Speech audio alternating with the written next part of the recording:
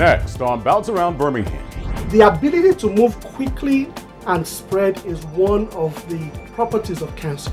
Meet a doctor who is trying to change the way we fight cancer in women with help from a man who changed sports broadcasting. Last Saturday, we had our line that went from the register all the way around the window, down this hallway, out the back door. What's going on inside an ice cream and pastry shop in Alabaster that has people lined up outside? Basketball fundamentals are basketball fundamentals, whether it's professional or youth development. You can't keep retired NBA basketball star T.R. Dunn off the hardwoods. He's now training the next generation of basketball greats. I heard a lot about you guys, man, and I just really wanted to take a few minutes. 3 young men from Birmingham have a special connection to 3 famous doctors out of New Jersey. Bounce Around Birmingham is sponsored by Miles College and C. Burrell Law Group.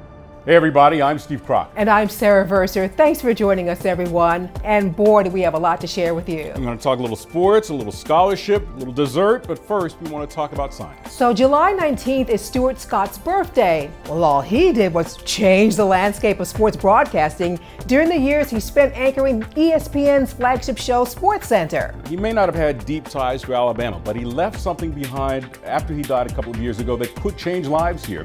This story is about a doctor who's come from a long way away, working to change lives in a couple of different ways. They're going to fill that gap. In a lab at UAB's Comprehensive Cancer Center, Dr. Ojesina and his team are testing what a gene mutation will do by creating a wound or gap in a group of cells at the top of your screen and watching for the response at the bottom.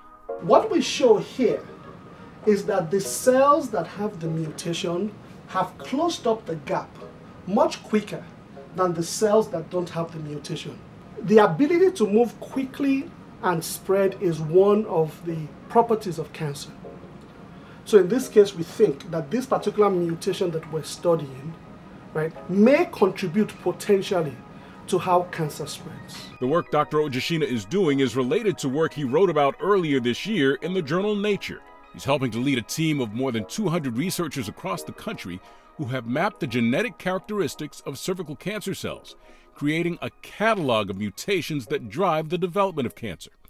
Some mutations are inherited, like the one that elevated Angelina Jolie's risk of breast cancer, prompting her to take the preventive step of having a double mastectomy and removal of her ovaries and fallopian tubes. Other mutations, called somatic mutations, occur in a tumor while it's growing. We need to be able to fully define what the catalog of possible mutations are, right? And it is the knowledge that we have on what the mutations are that actually will help to drive drug development. If we don't know what to target, we can't develop things to target it. Another piece of Dr. Ojesina's work investigating cervical cancer is being funded by a $200,000 grant from the V Foundation, specifically the Stuart Scott Memorial Fund, named for the ESPN SportsCenter anchor who died in 2015. He's testing a theory that could provide valuable clues about how tumors reoccur after surgery.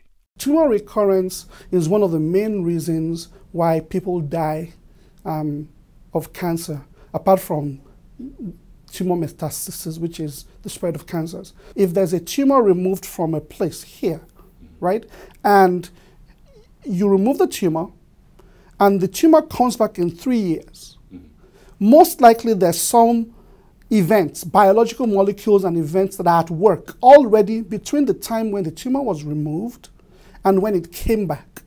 So we're saying, let's look at the tumor that was removed, but let's also look at the tissue surrounding the tumor that was removed and see whether we can find differences in the abundance of certain molecules that will point us to the potential for recurrence of tumors.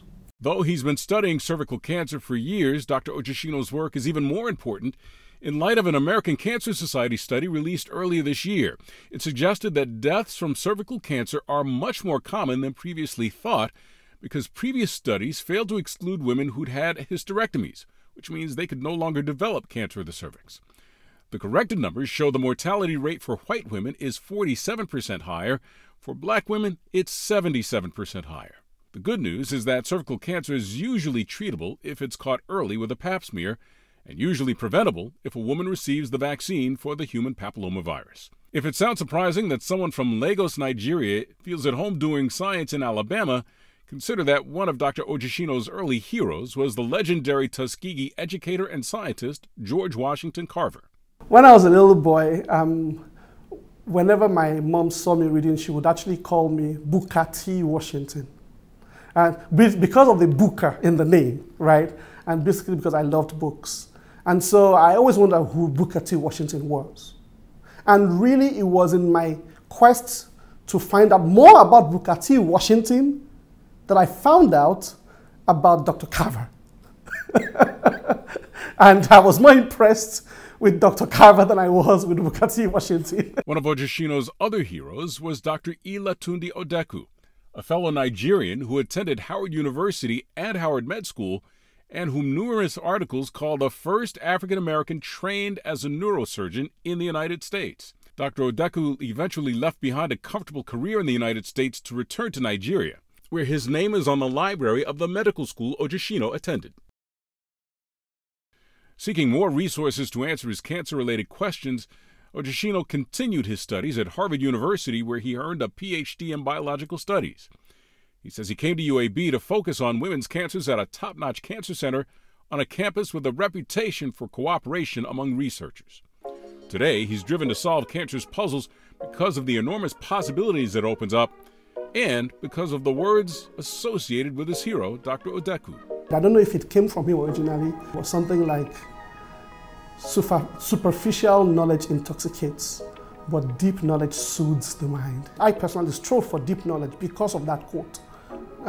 The fact that, and indeed I can tell you from experience that sometimes our eureka moments are really intoxicating, but rarely are our eureka moments actually definitive. They basically open us up to the opportunity to further understand things. Okay, yes, you've made a discovery, but what does it mean and how useful is it? And so that in some ways drives me to depth of knowledge as opposed to superficiality. If you'd like to learn more about the Stuart Scott Memorial Cancer Research Fund, you can find more information on the site of the V Foundation, of course, named for the late NC State basketball coach Jim Valvano. The website is jimmyv.org.